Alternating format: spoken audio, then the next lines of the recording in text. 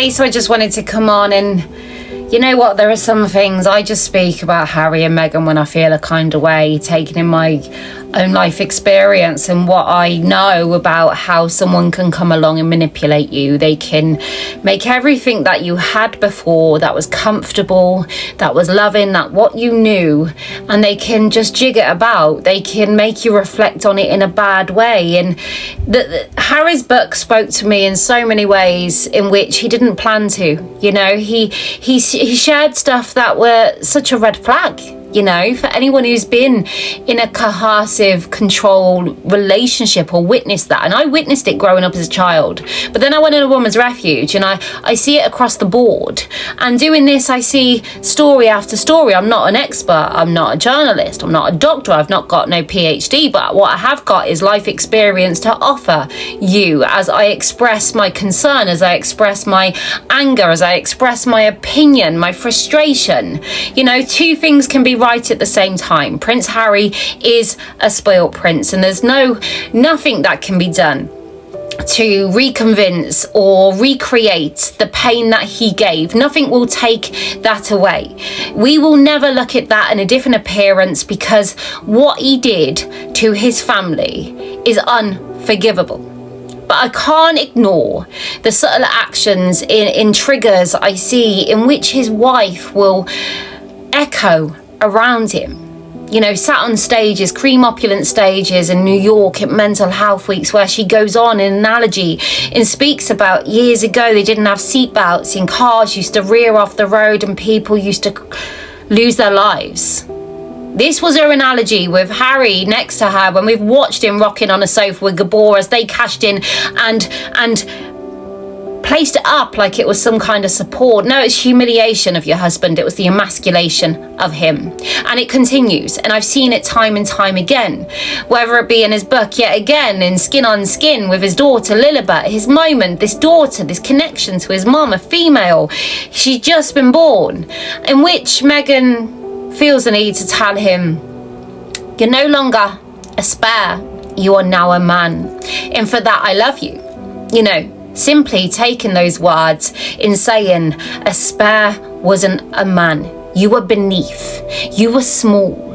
But now I approve of you because you are now a man. All these moments I can't ignore. And I won't be quiet on that, because my whole platform is the awareness for this side of what someone can do. And I see it time and time again. But the twisted view in the fact that Harry took Meghan to his mom's final resting place, a stone set in the ground to commemorate, for the loved ones to go to remember this final place. And he left her for a minute or two. And I don't direct the book completely, just what I took from it. So it may not be perfect. But he left for a minute, and when he returned, Meghan was on her knees, clutching the grave and crying for Diana to guide her the way. Who does that? Who does that when you've been given that honour to go and see, to remember, to feel his pain? But you cast your pain over that grave, in turn taking that pain and placing it over your face for your own gain. That's what I see, because no one else, their grieving partner with this PTSD, so say, would feel the need to take that action in that way at that final resting place. That is unless you have an aim, a goal.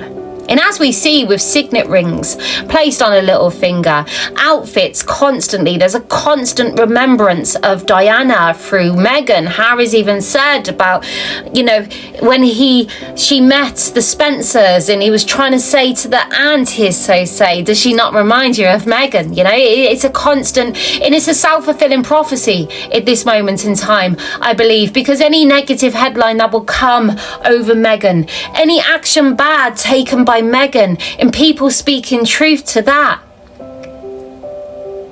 He may have doubts, he may think this is wrong, but he will go back to reflect on his mom's last resting place, and who has he got? Meghan's grief, Meghan's tears, Meghan's pain in a theatrical type way. So when I see this picture on X today by Royally Sage, and it is pretty much Meghan wearing the same sweat top as Diana from years ago, this current day. And you think, I've never found myself in a place of twinning with my mother-in-law, current day, let alone my mother-in-law who died over 26 years ago. Who does that? That's been sought out. That's been found. That's been especially created.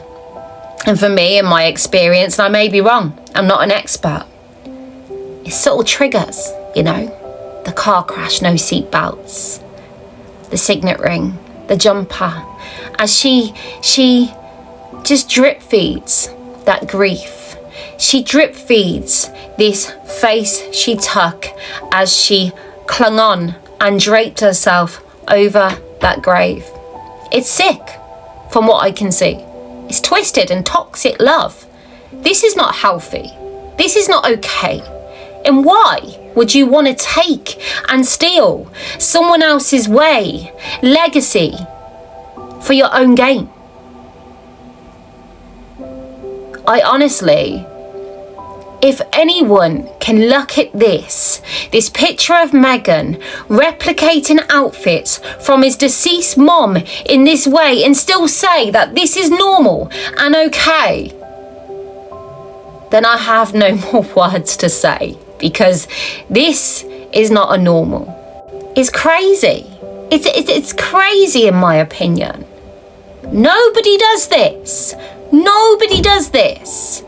And I've just done a bit on my community page, you know, it's like an infatuation by him and not understanding that there's a harassment campaign against him. As every time she does wrong, she will summon his mom, and his mom will be there in the eyes of Meghan to say, I can do no wrong. You didn't save me, but you need to save her, Harry. And that's what I see, you know. And it's sad, isn't it? Because the only person who could actually get through to Harry and say, this is not healthy, this is not okay, what you've done to your brother, I do not agree. And she has not got your best interests at heart, no matter how much she dresses like me. But she's not here to speak, is she? She's at that place, that last resting place in which Harry used to go to remember her. But now he just remembers Meghan Payne as it's re-triggered and drip-fed to him in every way, whether that be a purple jumper or an outfit or a pair of shoes, as Meghan replicates the one he couldn't save.